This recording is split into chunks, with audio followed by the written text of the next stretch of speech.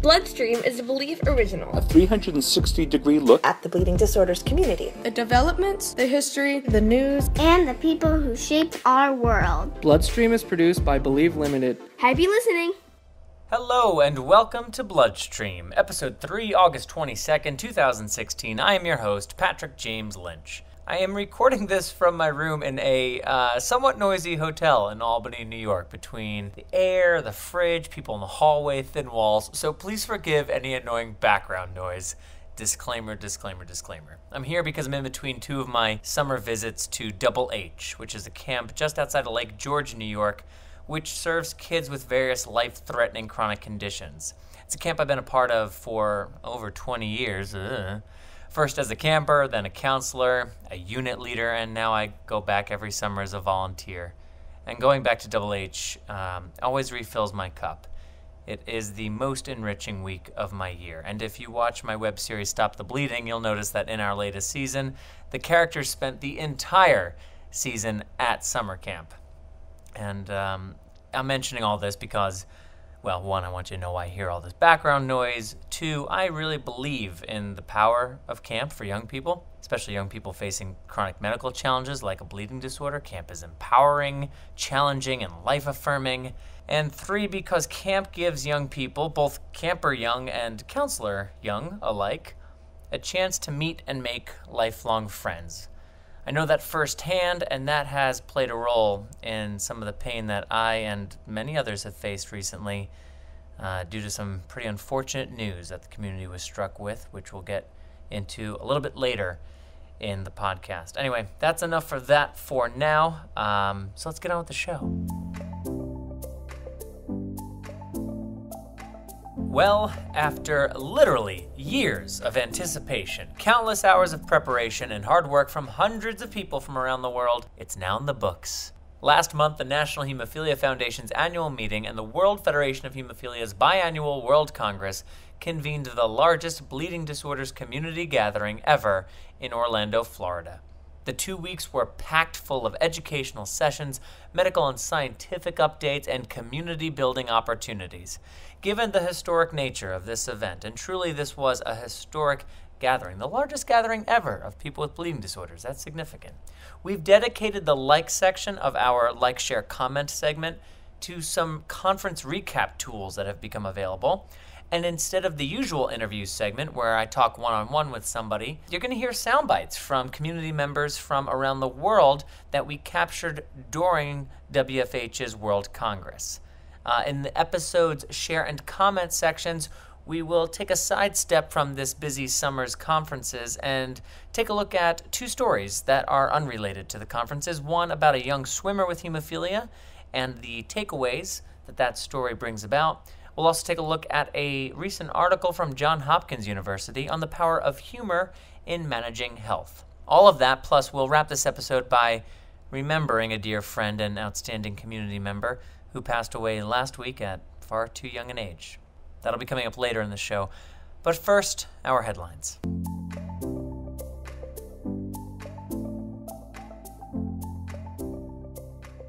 Big industry conferences like Annual Meeting and World Congress often bring about announcements and press releases from pharmaceutical manufacturers and biotech companies about products that they are developing for our community and the trials that they're conducting based on those products. But as many of us know, we are living in a particularly robust time for products for people with bleeding disorders.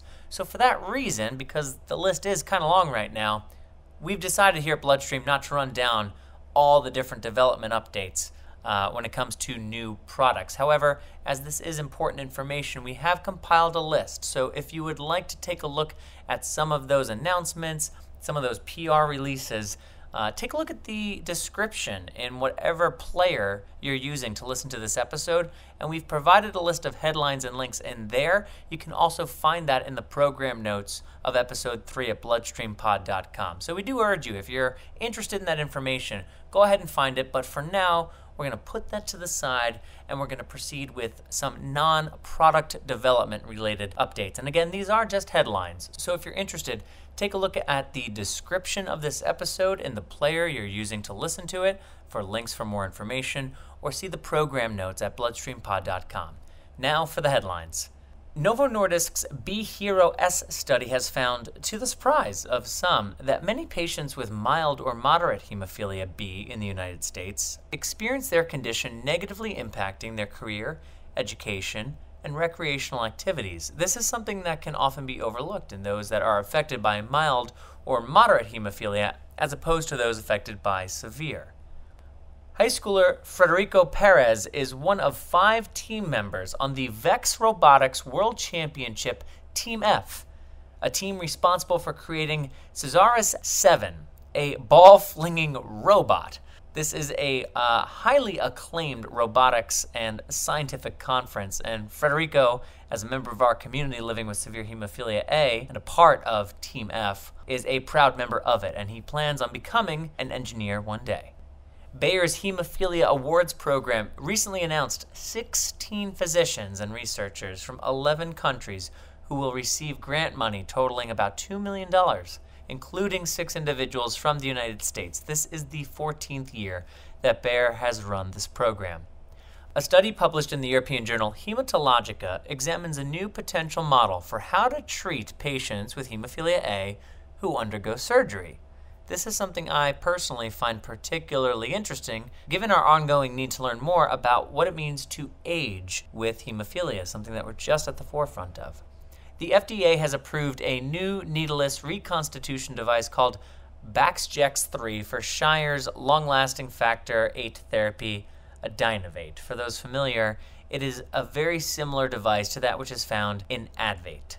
2 medical advisory updates that have been announced by the National Hemophilia Foundation, and also the Hemophilia Federation of America has put out alerts as well on these 2 pieces of information. I am going to refer to NHF's medical advisory numbers for follow-up reasons. So NHF Medical Advisory 419 states that Bayer has announced a voluntary recall of 2 lots of Cogenate FS due to loss of potency. The lot numbers are 270TN1C and 270R978. For more information or to arrange an exchange, please call the Recall Processing Center at 855-838-5782.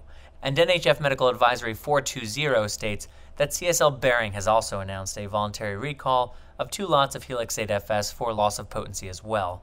Those lot numbers are 270TN1G and 270R979. For more information or to arrange an exchange for those products, call CSL Behring's customer service at 1-800-683-1288.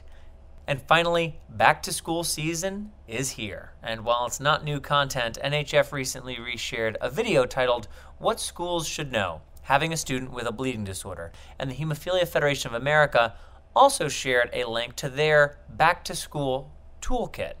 If you have a school-aged child with a bleeding disorder and are wondering how to communicate with his or her school about it, these resources may be of interest to you. You can find a link to the video and to the toolkit, as well as links to all of our headline topics in the program notes for this episode, as well as in the description boxes in whichever player you're using to listen to this episode. Up next, we'll take a look at those conference recaps and interesting stories in our Like, Share, and Comment segment, followed by our interview segment featuring sound bites from the conferences. Those are next, right after this word from our presenting sponsor. This episode of BloodStream is brought to you in part by our presenting sponsor, Entertainment to Affect Change, a nonprofit organization dedicated to creating impactful and educational photo, video, film, and audio content that leads to positive change in the world. Entertainment to Affect Change, or E2AC, has partnered with Believe Limited to bring you BloodStream, but they do more than podcasts. Check out e2ac.org, that's E2ac.org, to see some of the awesome content that they have been creating. Everything from a feature-length documentary on a groundbreaking organization that aims to help children who stutter learn to love themselves and their stutter, to live meetups like Social Infusion, a gathering for adults attending Hemophilia Federation of America's annual symposiums and other large community meetings. E2AC, entertaining to affect change. Now for our Like, Share, Comment segment, as always kicking off with our Like for the month. As I've mentioned in the past couple of episodes in a few different ways, NHF's annual meeting and WFH's World Congress were historic, landmark, groundbreaking meetings, gathering the largest group ever of people with bleeding disorders. It was the first time that the biannual World Congress was held in the U.S. in over 20 years. That said, for obvious reasons, not everybody who wanted to be there from the community could go. But the good news is there are a couple of resources that have been released from both meetings that I think you should know about. NHF and World both released hard copy self-produced newspapers each morning of their respective conferences that recapped the events from the day before. Well, both organizations have now released digital online versions of these newspapers available to the public, which include some new content as well. The online version of NHF Daily has a great cover story on CEO Val Bias's opening remarks. There's a well-written piece on teens affected by bleeding disorders and depression, and a few other smart, helpful stories as well. You can find a link to NHF Daily in the description box of this episode or in the program notes on bloodstreampod.com. Similarly, World's Congress Daily is also now available in digital form, free to the public, with a great recap of a very lively panel on inhibitors, excerpts from WFH's president of medical, Marika Vandenberg's plenary on the future of bleeding disorders, and pieces about access to care in the developing world. You can find this publication at wfhcongressdaily.org or again in the program notes or description box of this episode of Bloodstream. One story worth sharing for this month that isn't Annual Meeting of World Congress related is a profile on high school swimming star Elijah Warren from Colorado. The junior-to-be won 2 Class 5A state championships, one individually and one with a relay, for the Regis Jesuit boys swim and dive team and earned an All-American status in the spring while also managing severe hemophilia. Warren's hematologist at the University of Colorado's Hemophilia and Thrombosis Center, Dr. Michael Wang, points out how his athletic ambition makes compliance with his treatment regimen all the more important. Here's a quote from Dr. Wang. Elijah's very rare because it is cumbersome to treat yourself all the time to be able to do what he does. It's a very difficult hurdle to overcome, and not everyone does. To compete at a high level, you have to be very committed to the sport and to taking care of yourself. I think this story is something worth sharing at this moment in time, particularly for a couple of reasons. One, because it's the summer of the 2016 Olympics, and world-renowned swimmers like Michael Phelps and Katie Ledecky are all over the headlines for their medal-earning performances. And two, because this story is a reminder, especially as we start a new school year, that people with bleeding disorders can develop into outstanding athletes in appropriate sports. Elijah Warren isn't just a swimmer with hemophilia, he's a champion swimmer with hemophilia. And while I would encourage most people with bleeding disorders to follow the lead of young men like Federico Perez, the aspiring engineer I told you about in headlines, for those who want to develop their body as a tool for athletic competition, that road is not closed for our community. It's an extremely challenging one, as Dr. Wang references in this article. Someone with severe hemophilia who's pushing their body like this, even in a non-contact sport like swimming, must stay compliant with their care regimen and be in regular contact with their HTC's care team. But Elijah's story reminds us that we are capable. It's an inspiring one. And you can read more about him and his achievements by clicking the story link in the program notes for this episode. And lastly, a story I'm excited to comment on. John Hopkins University magazine published a piece this summer titled plainly, "For Patients in Tough Situations, Sometimes the Best Thing is Humor." Now, we've all heard and have probably at some point shared the adage, humor is the best medicine. As the creator of a comedic web series on bleeding disorders and the producer of many entertaining, community-empowering events and programs, this adage is something I wholeheartedly agree with.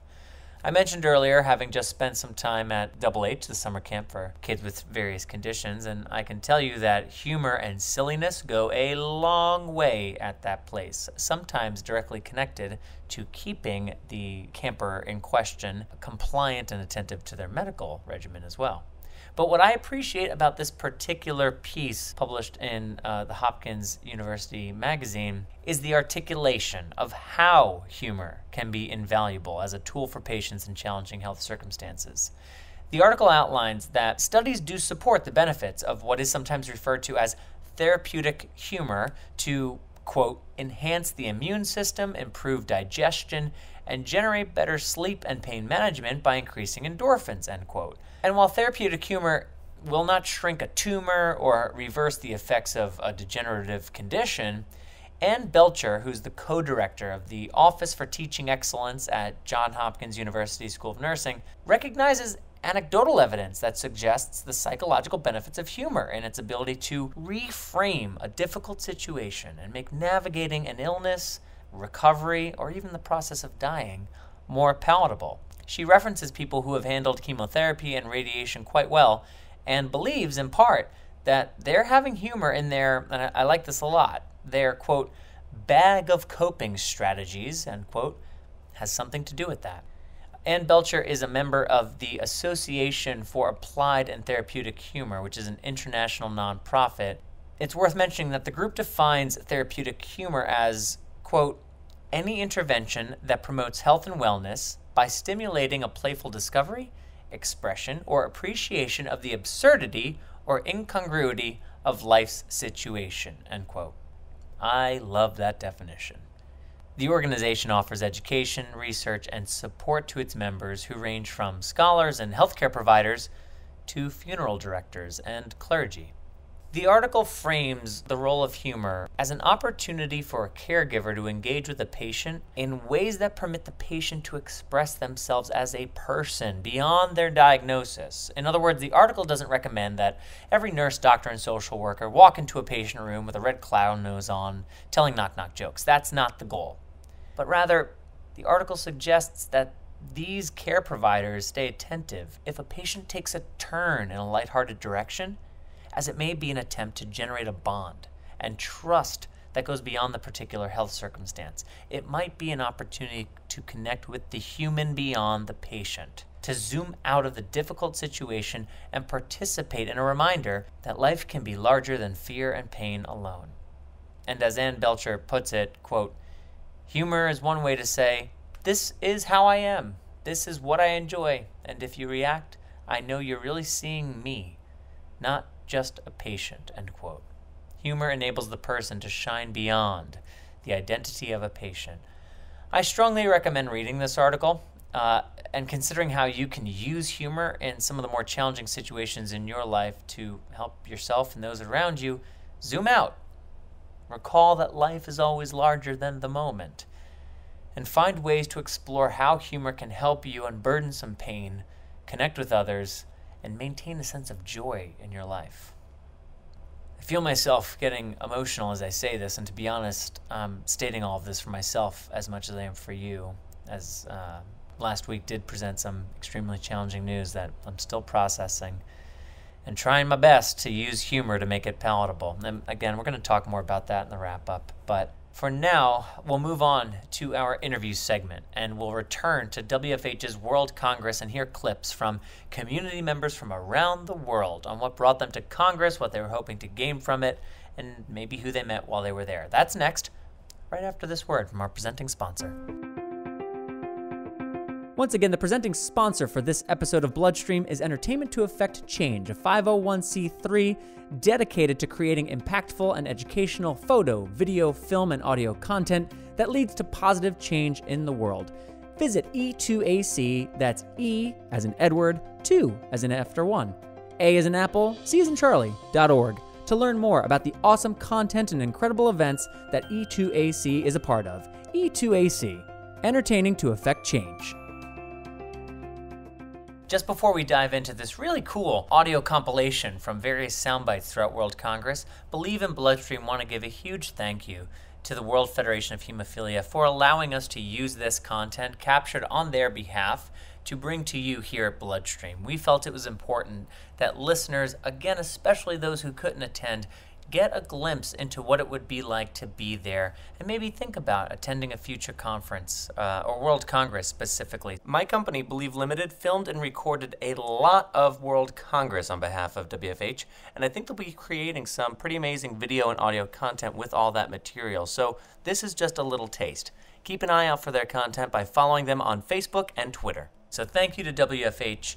Please enjoy these sound bites. And if you do have any questions or would like more information about anything you hear about in these sound bites, you can email us at mailbag@bloodstreampod.com. And with that, on to the interview segment.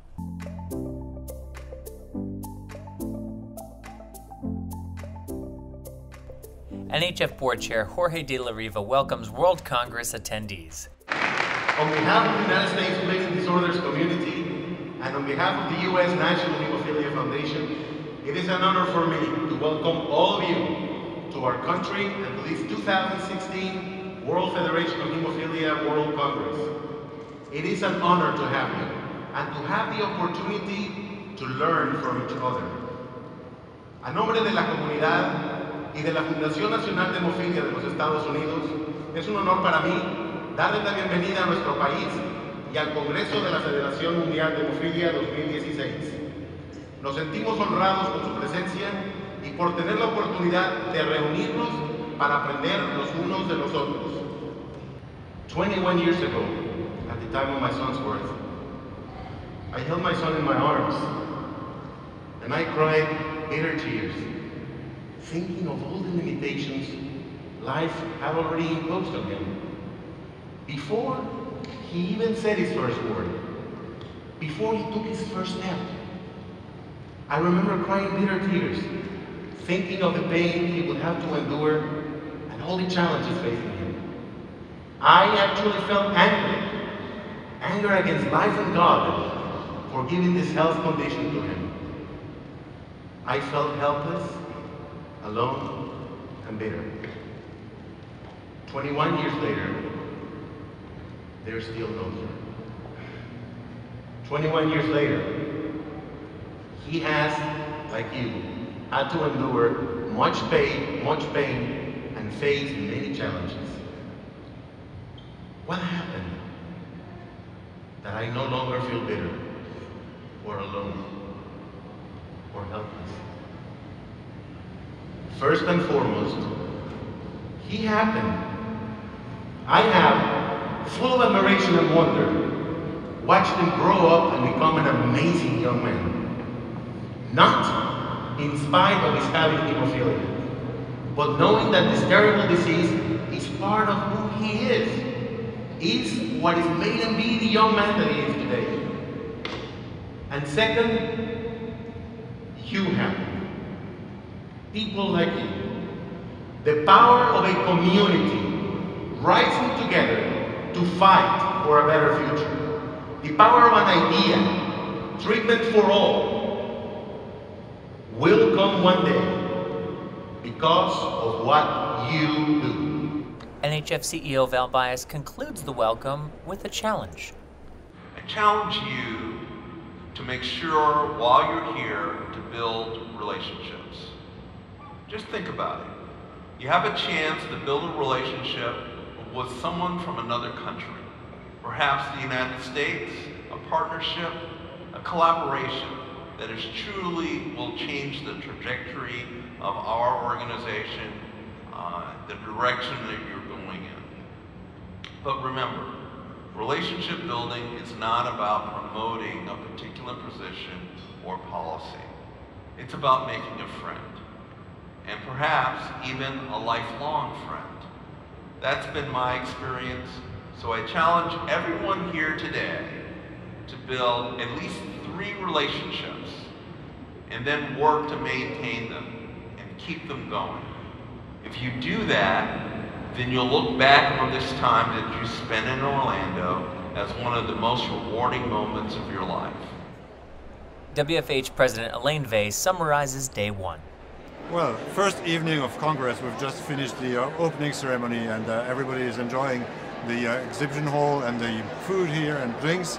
So it's a good start for the week where all the between 5,000 and 6,000 members of the family will meet and talk and make friends. So it's a fantastic event in Orlando. Gut Monkey CEO Pat Torrey speaks about attending his first World Congress. It's my first World Congress. So far it's amazing. you know, when I got here and registered, it felt like a standard conference. Then I walked in the room, and the sheer number of people representing people with hemophilia and other bleeding disorders from all over the world was starting to give me, I think, my first really sense of scope, which really made me think about what are the numbers that we work with so often domestically in the U.S. and really how many people are affected by bleeding disorders globally. If I walked away right now, I would take away a significant change in how I look at the work that we need to do going forward in our company. Community member Dawal Yogesh helps us pronounce his name and gives us some insight to his thinking on day one. Okay, hi, I am Dawal, to the window, the wall, the window, the wall. That's how you can pronounce my name. It's complicated. Here I am. I'm from India basically, but right now I'm from California. And Congress was awesome. I actually Facebook lived it. All the sessions, everything. Wow. Yes. It's a commitment. Yes, it was awesome. What are you most looking forward to? The My Girl's Blood session, all the plenaries, the youth specific stuff, and something on genetic engineering. Those are the sessions I'm looking forward to. New York City Hemophilia Chapter President Wendy Chow. So I came to this one because they had the combined registration with NHF.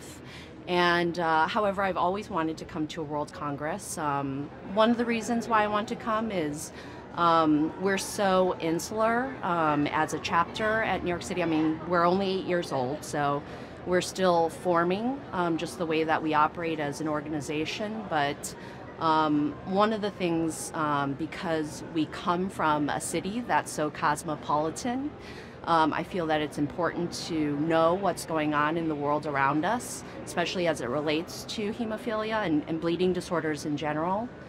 I'm learning more about what it's like to have a bleeding disorder when you're not from the US, and the picture doesn't look good much of the time, especially in developing countries. So I feel that it's part of my obligation as the president of the chapter to learn more about that and just know sort of more in detail about the issues that people are really going through in their struggles in different countries.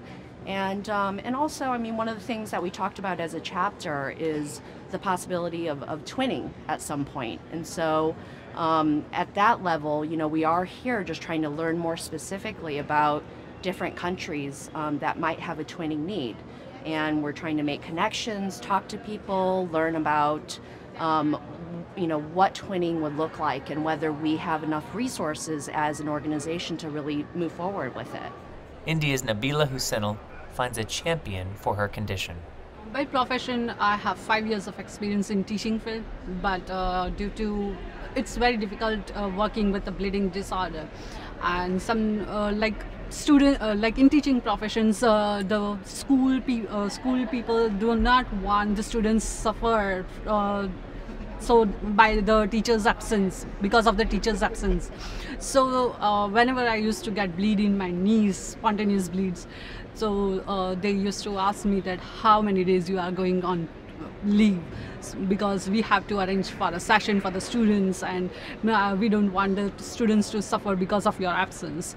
So that made me really very demotivated that due to my bleeding, due to my bleed, they are suffering, and that makes a bad impression on the school people also.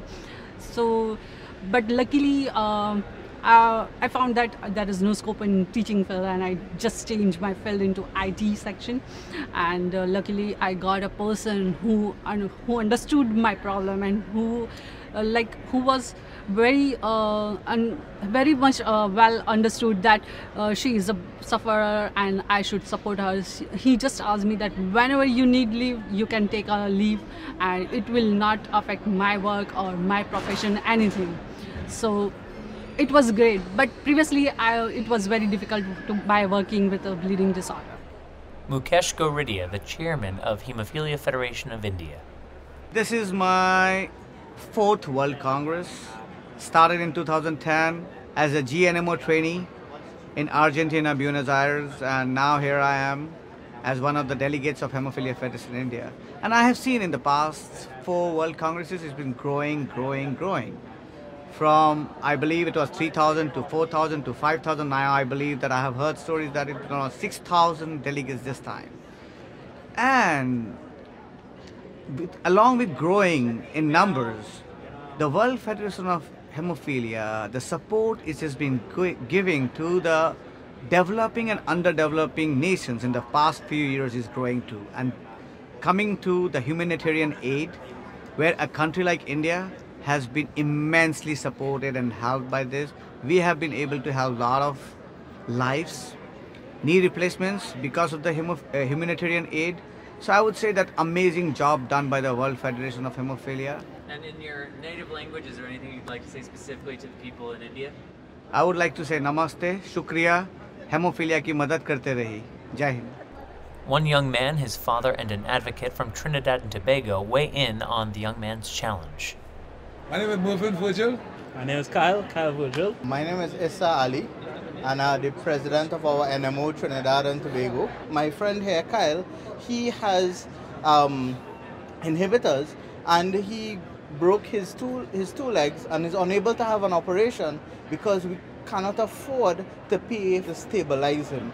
That happened in 2012, so I've been battling through that for 4 years now. Because of our country economy and the state, moving around in a wheelchair is very hard. Over the years, you find that he had been acquiring a lot of bleeding in terms of his shoulders because the effort he has to put into the turning of the chair. I'm very happy that the WFH have been assisting us, and we hope that we'll continue with this sort of partnership.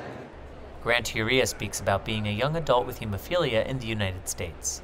When I was born, I was spontaneous diagnosis, and something that my hematologist had always told my mother was that I was very fortunate to be born with hemophilia when I was, because I'm 25 years old, and right in 1991 is right when I was just missing the cusp of what was the worst time for a community, and I think that's always put some perspective in my life in trying to give back as much as I can, and trying to make sure that I'm informed about my treatment options. And I've also been able to work with a lot of the chapters throughout the United States here, and working with other kids either at camps or at their chapter events. And I think being here is an honor, but it's also another part where I can hopefully pass on something that I've, part of my perspective on treatment options, and being able to be very, very fortunate with what I have access to here in the United States. NHF CEO Val Bias' son Langston tells us what he is most excited about during World Congress. My name is Langston Bias. What country are you from, Langston Bias? New Jersey. What did you think of tonight's session? It was good. What do you think about all these people here? Thousands of people. Yes, okay. Who's that guy standing behind you? That guy? Yeah, that guy. Who's that guy? That's Val Bias. That's Val Bias? Who's that? He is my father. Oh, he's your father. Oh, okay. All right, last question.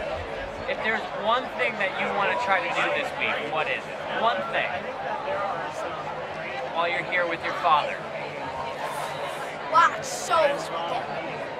WFH's medical director Marika Vandenberg speaks about implementing prophylaxis around the world. I also think it's very important to implement a primary prophylaxis as a treatment strategy, and to collect the data to see if you really do what you promised to do. Because making a definition is one, that's wonderful, but then you have to implement it in your practice, and then later on you have to assess what that means to your patient and what effect it has on your outcome.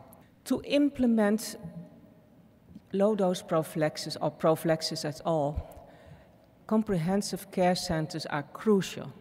They are the one to support the parents, the nurses, to help them to understand how important it is to start this prophylaxis. Dr. Michelle Schulzberg on being a woman with a bleeding disorder who is also a caregiver. Not every woman experiences carriership in the same way. And this variability in self-perception and self-awareness and self-care, I think, is inherent to all women who have medical problems, especially mothers who have medical problems. And here in this disease, imagine yourself as a mother who has a child that's affected with severe hemophilia, and she's focused instead of on herself, on her heavy menstrual bleeding and her neuropsychological manifestations of iron deficiency and her exhaustion from her anemia. She's focused on her son. This is something that's not unique to hemophilia carriers. This is something that occurs to every mother. And I think that it's important for us to ensure that women are empowered and focused on themselves so that they can better care for themselves, but also better care for their family members. Enrique Preza and Georgina Hernandez speak about self-care and access in Mexico. I had a brain bleeding some years ago. I had problems with one of my knees, one of my ankles. I have been in surgery 2 times, but I'm fine. I mean, I have been, psoas and other stuff. Yeah, on my teeth, I have bleeding on my mouth too. But right now, I'm doing fine. And what is your access to care like in Mexico? Well, I'm very lucky, actually. I'm with a physiotherapist, and I do exercise at least 3 or 4 times a week. So I try to keep myself strong. And I have a good access, but that's not the case of all the people at Mexico. I mean, I'm lucky I live on the main city, on the capital city. And I have access to a tier level hospital, but not all of them have that access. So yeah, that's not good, and that's where I want to help in some way. This next bit is from me and my evolved understanding on self-care. So through these programs, my journey and understanding of self-care, like many, I'm sure, in this room, has evolved. I no longer consider it simply self-infusing, stretching and strengthening, and maintaining a well-rounded diet. Nor is it enough for me to understand trough levels, insurance policies, and legal rights. For me, self-care is now the unique application of my gifts and skills for the betterment of this community. I am compelled to do the work I do in the memory of my brother in order to make sense of losing him, in order to manage the pain and understand my place. More than utility, that is empowerment, and that is now my baseline for self-care. WFH's Humanitarian Aid Program Director, Dr. Asad Afar, on what drives his mission. Was a young guy with the name of Gideon.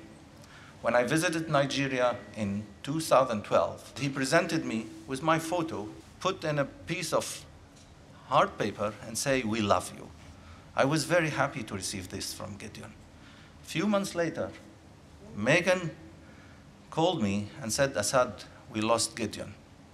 He had a car accident, he had intracranial bleeding, and he died." I was so sad that we didn't have the ability to help him faster in this. And I had made a clear commitment to myself that this is not going to happen again in any part of the world. And we need to really react fast in order to make sure that all these patients get the right treatment, the right moment. Hemophilia of Nigeria founder Megan Aditiran on the impact of the expanded humanitarian aid program. Since 2002, we have received 6.2 million factors. In 2014, we received factors that were worth $1 million US. 2015 blew me out. When I went to the airport to clear the factors in December, when the first expanded products came in, and I saw 2 pilots of products looking at me, I was like, wow, bring up your bleeds. Now I can treat you. So it's like that. That is what the humanitarian aid program means. That is what it does to us. It gives families hope. Parents can call me and I can conveniently tell you, go to this treatment center and you will have treatment for your child.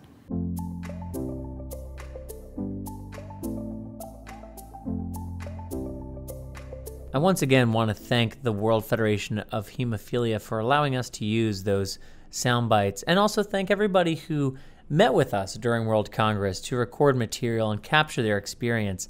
It is, I think, so helpful for people, especially who could not be there, to hear from others on why World Congress and meetings like that are so valuable. And I'll share from my experience. You heard a clip there from my speech on my evolved understanding of self-care. When it concluded, I had about 30 or so people who were waiting after to say hello and shake hands and share some of their story with me. And these were people from Korea and Brazil and Denmark and Egypt and Indonesia and all around the world. And that experience was, I did not predict it, and I didn't really know how to think about it as it was happening. It just felt kind of, frankly, overwhelming and undeserved. But reflecting on it, I'm just thankful that our community has a meeting that takes place where we essentially get to have a UN of bleeding disorders, where community from all around the globe gets to come together, learn from one another, share with one another, and find a way forward together. And to go to Jorge's point that played at the beginning of that soundbite mashup, if you will, treatment for all is a vision that must be shared by all and that we work on together to achieve for all. And I felt that pretty strongly in reflecting on that particular moment, speaking to people from all around the world after my talk. And I thank the World Federation for enabling such an opportunity to occur. And I thank the National Hemophilia Foundation for making this particularly large and historic meeting happen as they played the host for the World Congress this summer in July. So thank you to both organizations for the Congress and for the ability to share that with all of you here on BloodStream.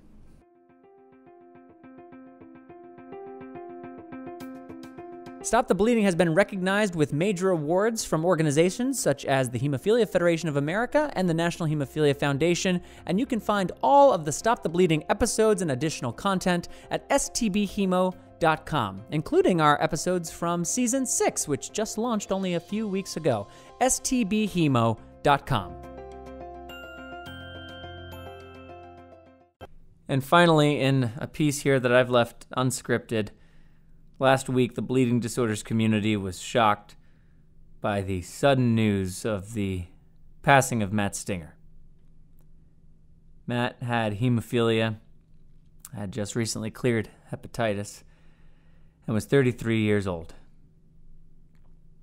Matt will be remembered for his incredible energy and work at camp up at Double H, his work as a nurse at Double H and elsewhere, and as a service provider with a specialty pharmacy serving people with bleeding disorders. But more than any of that, Matt will be remembered for his friendship, his kindness, his graciousness, his enigmatic personality, and his genuine love of people. Matt cared. He cared a lot. And he was my first friend in the bleeding disorders community. You see, the camp that Matt and I belonged to growing up was for kids with all kinds of chronic illnesses, an experience that I'm extremely thankful for. But outside of my brother, Matt was the only friend that I had with hemophilia. And when I made the transition from camper to counselor, counselor to unit leader to returning volunteer, it was always following in the footsteps and model of Matt. In fact, many times over the years at camp, volunteers, campers, and I'm sure at times even staff members confused the two of us for one another, something that I hope he took as a compliment as much as I did. And in 2010 and 2011, when I was shifting my focus in life, it was Matt who pulled me into the bleeding disorders community, specifically. And it was Matt who introduced me to people who are now my friends. And it was Matt who introduced me to people who helped launch programs like Stop the Bleeding and Helping Hanny and the Impact Awards and Powering Through. It was Matt who got all of that started. And selfishly, I'm thankful that just 2 weeks ago at annual meeting, we had a nice long opportunity to catch up in depth, and I got to tell him, for the first time, thoroughly, how much I appreciate him for doing that for me, for bringing me in and giving me the opportunity to serve, just like Matt was always looking for the opportunity to serve. I'll take comfort knowing I got to say that to him, obviously having no idea when I saw him looking so healthy, so vibrant, and so positive, that would be the last time we spoke. And I'm thankful that when I heard news of his death just a couple weeks later, I was at Double H, with mutual friends and with some of his young mentees from CHOP, Children's Hospital of Philadelphia, a couple of whom I had spent the week working beside. I'm thankful that we all had each other to hold and cry with and process with when that shocking news first hit. I'd like to think Matt was pleased to know that as well, that we had each other. It's only been a few days, so I guess I don't mind admitting that I don't have a satisfying place to leave this. Man. I'm still really sad. So I guess in closing, I'll share something that community member and friend Ryan Seeley pointed out, and that is the last thing that Matt shared on his Facebook wall the morning of August 14th. And it's this quote: "Build someone up. Put their insecurities to sleep. Remind them they're worthy. Tell them they're magical. Be light in a too often dim world." I love you, Matt, wherever you are. Thank you for building me up. Thank you for building Adam up. And thank you for making all whose lives you touched better. You will be missed. And you will be loved. That's it for this one. We'll be back next month. Everything you might want to find will be at bloodstreampod.com. Take care of yourselves. I'll talk to you next month.